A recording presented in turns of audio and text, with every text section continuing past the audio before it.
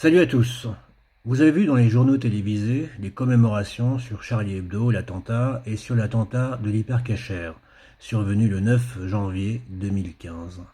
Mais est-ce que vous saviez que dans la poche du terroriste Amélie Coulibaly, on a retrouvé de l'argent sur lequel figurait l'ADN d'un Israélien lié au Mossad?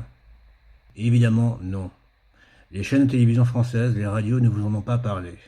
Il fallait compter sur la presse belge pour enquêter là-dessus et trouver que l'un des contacts du terroriste de l'Hypercacher était un Israélo-grec dénommé Epimanondas Tsatsis.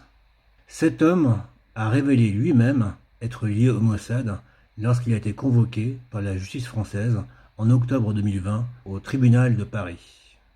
Entre 2015 et 2020, des journalistes belges ont découvert que cet homme avait comme couverture celle d'un vendeur de voitures d'occasion. C'est ainsi qu'il est rentré en contact avec Coulibaly.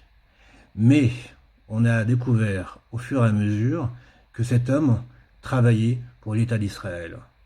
La suspicion perdure encore aujourd'hui. Epimanondas Tsatsis est soupçonné d'avoir lui-même travaillé pour le Mossad au moment où il est en contact avec Coulibaly. On le soupçonne même d'avoir éventuellement acheminé des armes. C'est ce que pensent ses propres amis qui ont travaillé avec lui. Et ce qui est dingue dans l'histoire, c'est qu'aucun média français d'enquête, les plus connus, les plus prestigieux, ceux qui sont surencensés, comme Mediapart, Le Cadre Enchaîné, Cache Investigation, etc., aucun n'a mené d'enquête là-dessus. Sur ce grec israélien, soupçonné d'avoir travaillé pour l'État d'Israël, au moment même où il est en contact avec Coulibaly, le terroriste de l'Hypercacher.